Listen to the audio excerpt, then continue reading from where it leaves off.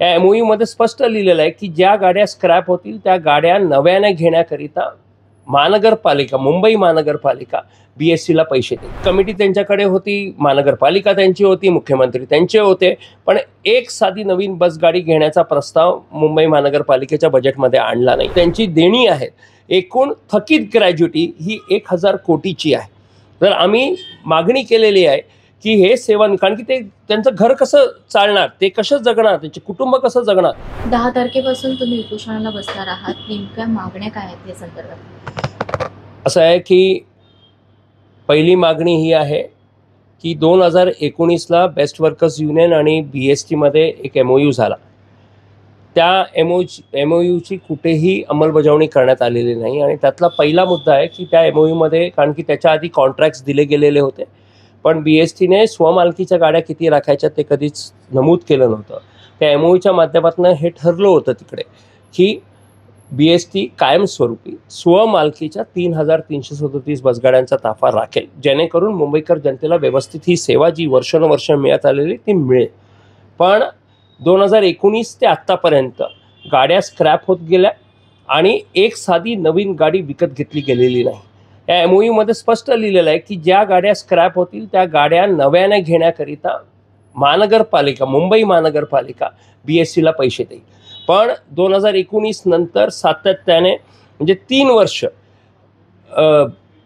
शिवसेनेची सत्ता होती, BST कमिटी त्यांच्याकडे होती, महानगरपालिका त्यांची होती, मुख्यमंत्री त्यांचे होते, पण एक साधी नवीन बस गाडी घेण्याचा प्रस्ताव मुंबई महानगरपालिकेच्या बजेटमध्ये आणला नाही. आणि आज ही परिस्थिती आलेली आहे की आज नोव्हेंबर येता फक्त 251 गाड्या स्वमालकीच्या शिल्लक राहतात.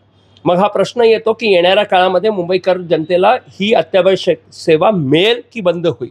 कारण की स्वमालकीच्या गाड्याच नाही आहेत आणि कॉन्ट्रॅक्टर्स मार्फत ज्या गाड्या चालवल्या जात आहेत त्या एवढ्या वाईट परिस्थितीमध्ये आहेत. आणि तुम्ही आज कधीही पीक आवर्सला गेलात तर किमान तुम्हाला जनता ही 45 मिनटं, 1 तास लाईनीत उभी राहताना तुम्हाला दिसते. तर ही पहिली मागणी आहे की BSTने स्वमालकीच्या 3337 बसगाड्या राखाव्या.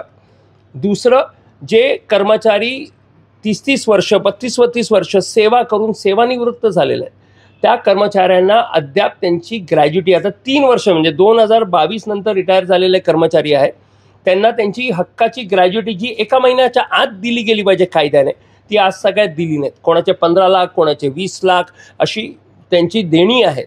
एकूण थकीत ग्रॅज्युटी ही 1000 कोटीची आहे. तर आम्ही मागणी केलेली आहे की हे सेवा, कारण की ते त्यांचं घर कसं चालणार, ते कसं जगणार, त्यांचे कुटुंब कसं जगणार, तर त्यांची हक्काची ग्रॅज्युटी ही तातडीत त्यांना दिली गेली पाहिजे. ही अजून एक मागणी.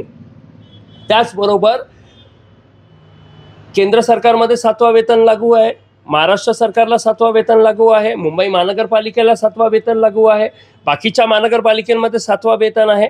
पण आमच्या इकडे शिवसेनेच्या युनियनने ज्या वेळेला करार केला त्यावेळेला लोकांचा विश्वासघात केला. आम्ही त्या करारावर सही केली नाही आणि 7वा वेतन आयोग कुठेही आम्हाला मिळालेला नाही आणि आमचा करार प्रलंबित आहे.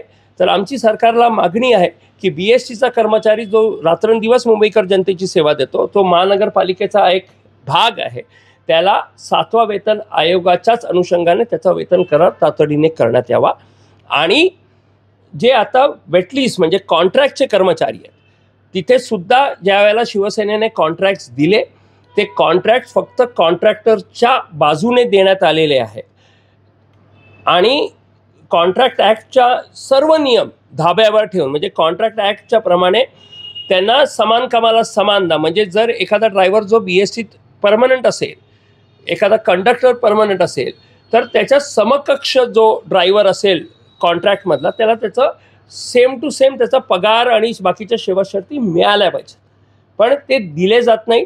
म्हणजे आज जर कोण नव्याने परमनंट झाला एखादा ड्रायव्हर BSTमध्ये तर किमान त्याचा पगार 35,000 असेल आणि बाकीच्या सेवा शर्ती असतील. आज कॉन्ट्रॅक्टमधल्या वेटलिस्टमधल्या कर्मचाऱ्यांना 17-18 हजाराचा पगार आहे. कसं जगणार आहे ते? आणि 12-12 तासाच्या काम करतात, त्यांचं शोषण चाललेलं आहे.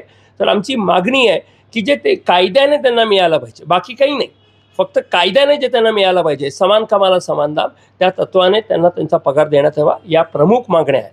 आणि वारंवार निवेदनं दिली गेली शेवटचं निवेदन ज्या वेळेला आम्ही दिलं सप्टेंबर महिन्यामध्ये, तेव्हा सांगितलं होतं की 31 ऑक्टोबरपर्यंत तुम्ही याचा निर्णय घ्या.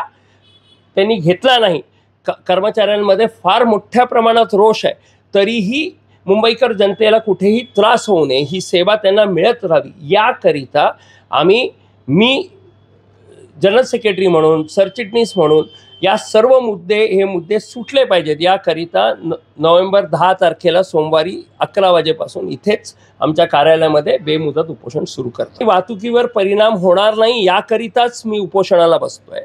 पण माझी विनंती राहणार आहे प्रशासनाला, सरकारला, की तुम्ही आमचा अंत पाहू नये तातडीने, कारण की हे सर्व विषय जायज आहेत, सर्व विषय हे आमच्या हक्काचे आहेत, न्याय हक्काचे आहेत. तर तुम्ही या सर्व विषयांवर सकारात्मक चर्चा करून तातडीने कामगार हिताचे निर्णय घ्यावेत, हीच विनंती. गेल्या अनेक दिवसांपासून तुम्ही याच मागण्यांसाठी पाठपुरावा करत आहात, तरी देखील त्याकडे लक्ष देण्यात येत नाही आणि अखेर तुम्हाला उपोषणासाठी उपोषण हे करावं लागत आहे. आता तरी सरकार लक्ष देईल का या सर्व गोष्टींकडे, असं वाटतंय का? अपेक्षा आहे लक्ष दिलं पाहिजे, कारण हा प्रश्न कामगारांचा तर आहेच, पण त्याचबरोबर मुंबईकर जनतेचा सुद्धा प्रश्न आहे.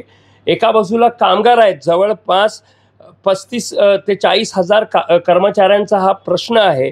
आणि मुंबईकर जनतेला जर येणाऱ्या काळात या सेवा जर मिळाल्याच नाहीत तर मग काय होणार, हा प्रश्न आहे. त्यामुळे माझी अपेक्षा आहे की सरकारने तातडीने याच्यात लक्ष घालून त्यांनी सकारात्मक निर्णय घ्यावे. तुम्ही जे उपोषण करणार आहात ते उपोषण फक्त तुम्ही एकटे करणार आहात का साखळी पद्धतीने कर्मचारी देखील त्यात सहभागी होणार आहेत? नाही, मी एकटा करणार आहे आणि हे बेमुदत उपोषण राहणार आहे. खरं तर उपोषण तुम्ही बेस्ट प्रशासनाच्या विरोधात करताय, बरोबर? तर मग तुम्ही तुमच्या कार्यालयात का करता, त्यांच्या परिसरात का करत नाही? कायद्याने तुम्ही बाहेर बसू शकत नाही. आझाद मैदानावर सुद्धा तुम्ही फक्त संध्याकाळी 5 वाजेपर्यंत बसू शकता. आणि त्यामुळे बेमुदत उपोषण करायचं असेल, कुठेही कायदा सुव्यवस्थेला त्रास द्यायचं नसेल, तर म्हणून आम्ही आमच्याच, आणखी 1946 पासूनचं हे कार्यालय आहे आमच्या युनियनचं, आणि इथे बसणार आणि हे उपोषण लाईव्ह असणार आहे. आम्ही सोशल मीडियावर ह्याला लाईव्ह करणार आणि हे लाईव्ह राहील आणि कोणालाही त्रास होऊ नये ही आमची अपेक्षा आहे. आणि म्हणून आमचं आंदोलन कोणालाही त्रास न देता होणार आहे. तुमचं आंदोलन एकदम, म्हणजे तुम्ही जो निर्णय घेतला योग्य निर्णय म्हणता येईल, परंतु ज्या पद्धतीने तुम्ही कर्मचाऱ्यांचा विचार करताय तसंच मुंबईतील जे ग्राहक हे बेस्टने प्रवास करतात त्यांचे देखील दरवाढ वाढलेली तिकिटामागे. म्हणजे साधारणतः ज्यावेळेस रावते साहेब परिवहन मंत्री होते त्यावेळेस त्यांनी तिकीट दर वाढवले, त्यानंतर आता 10 रुपये म्हणजे दुप्पट रेट झालेले, त्याची झळ प्रवाशांना बसते. मात्र आता मेट्रो आल्यामुळे अनेक ठिकाणी लोक मेट्रो प्रेफर करतात, कारण की त्या ठिकाणी ड्रायव्हर असो किंवा चालक असो यांच्याकडनं केली जाणारी अरेरेची भाषा हे देखील याला कारणीभूत आहे. या संदर्भात तुमचं काय मत आहे? असं आहे की आत्तापर्यंत BSTची सेवा एकदम व्यवस्थित चाललेली आहे. आत्ताही मी तुम्हाला सांगतो की जे कॉन्ट्रॅक्टर्सकडनं ज्या गाड्याच्या परिस्थिती आहेत आणि ह्याला सामोरं बिचारे कंडक्टर ड्रायव्हर असतात, जर ती गाडी व्यवस्थितच नसेल, आता AC गाडी, अनेक कंप्लेंट्स आहेत की AC गाडीमध्ये उकडतं, तरी उकडल्यानंतर तो मालक समोर नसतो. समोर कोण असतो तर बिचारा चालक आणि वाहक असतो, त्याची काही चूक आहे. तर अशामध्ये ते बिचारे समोर, म्हणजे जे पॅसेंजर्सचा रोष आहे त्या रोषाला समोर ती लोक जातात, किंवा आमचा कंडक्टर ड्रायव्हर असतो तो त्या रोषाला बळी पडतो. तर म्हणून आमचं म्हणणं आहे की स्वमालकीच्या गाड्या आज 75 वर्षामध्ये या मुंबईकर जनतेला, म्हणजे सकाळी 4 वाजेपासून जी सेवा सुरू होते ते रात्री 2 वाजेपर्यंत किंवा त्याच्याहून अधिक ही सेवा सुरू राहते. आणि कुठेही आजपर्यंत या सेवेला गालबोट लागलेलं नाही आणि ही सेवा अशीच सुरू राहावी याकरिता ही तळमळ आहे.